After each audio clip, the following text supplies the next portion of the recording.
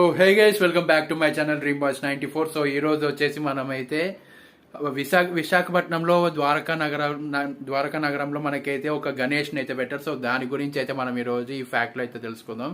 So దాని గురించి details పూర్తిగా అయితే ఎక్స్ప్లెయిన్ చేస్తాను ఈ షార్ట్ వీడియోలో. సో లేట్ చేయకుండా మనమైతే వీడియోని అయితే స్టార్ట్ చేద్దాం.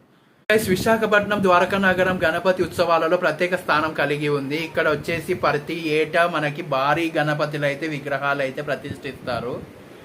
60 అడుగుల నుండి 75 అడుగుల వరకు ఎత్తైన గణపతులు అయితే ఇక్కడ ప్రసిద్ధి చెందుతారు. అండ్ ద్వారకా నగరం గణపతి విగ్రహాలు వచ్చేసి విశాఖలో హైలైట్గా నిలుస్తాయి. ఎందుకంటే 2025లో 72 అడుగుల గణపతి విగ్రహం ద్వారకా నగరంలో ఏర్పాటు చేయడం అయితే జరిగింది.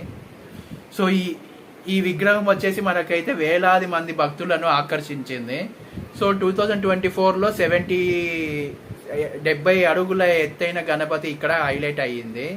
సో ద్వారకా నగరం గణపతులు LED లైటింగ్తో ప్రసిద్ధి చెందారు కాబట్టి దాంతో అయితే వాళ్ళు ఇంకా కొత్తగా అయితే ప్రయత్నించడం అయితే జరుగుతూ ఉంటుంది. రాత్రి వేళలో విగ్రహాలు అద్భుతంగా మెరిసిపోతాయి.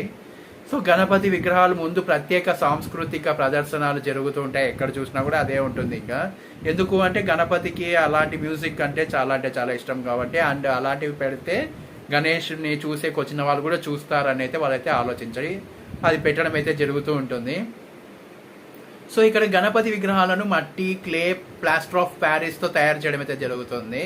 పర్యావరణానికి హాని జరగకుండా గ్రీన్ గణపతులకు ప్రాధాన్యం అయితే ఇక్కడ చాలా ఎక్కువగా ఇస్తారు. ద్వారకా నగరం గణపతి విగ్రహాలు ప్రత్యేక థీమ్స్ ఉంటాయి. సో కైలాస పర్వతం థీమ్ గణపతి అయితే ఇక్కడ ప్రసిద్ధి చెందింది. బాగా అంటే చాలా పెద్దగా హిట్ అయితే అయ్యింది అది. గణపతి ఉత్సవాలలో పూలతో భారీ అలంకరణ అయితే చేస్తారు. సో 75 అడుగుల గణపతి విగ్రహం ఇక్కడ ఒక్కసారి ఏర్పాటు చేశారు. ఈ విగ్రహం వచ్చేసి విశాఖలో అతి పెద్ద ఎత్తైన గణపతిగా రికార్డు సృష్టించింది. సో గణేష్ విగ్రహం వచ్చేసి మనకైతే అన్నదానం అయితే, గణేష్ విగ్రహం ముందు అన్నదానం అయితే కార్యక్రమాలు ఎప్పుడు జరుగుతూనే ఉంటాయి. అసలు ఒక్కరోజు కూడా ఈరోజు పెట్టలేదు అని అయితే ఉండదు.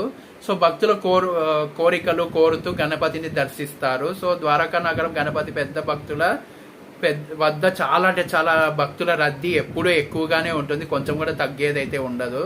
సో గణపతి బప్ప మోరియా అనే నినాదాలతో వీధులన్నీ మారుమోగిపోతాయి. సో విగ్రహాల వద్ద ప్రత్యేక వేదికలు ఏర్పాటు చేస్తారు. LED స్క్రీన్స్లో గణపతి విగ్రహాల చరిత్ర చెప్తూ ఉంటారు. యూత్ ఇక్కడ ఎక్కువగా ఫోటోలు, వీడియోలు తీస్తారు. పిల్లలు LED గణపతులను చూసి మంత్రముగ్ధులు అవుతారు. సో ఇంకా తెలుసుకోవాలంటే wait for another part and subscribe to my channel and like this video. Bye.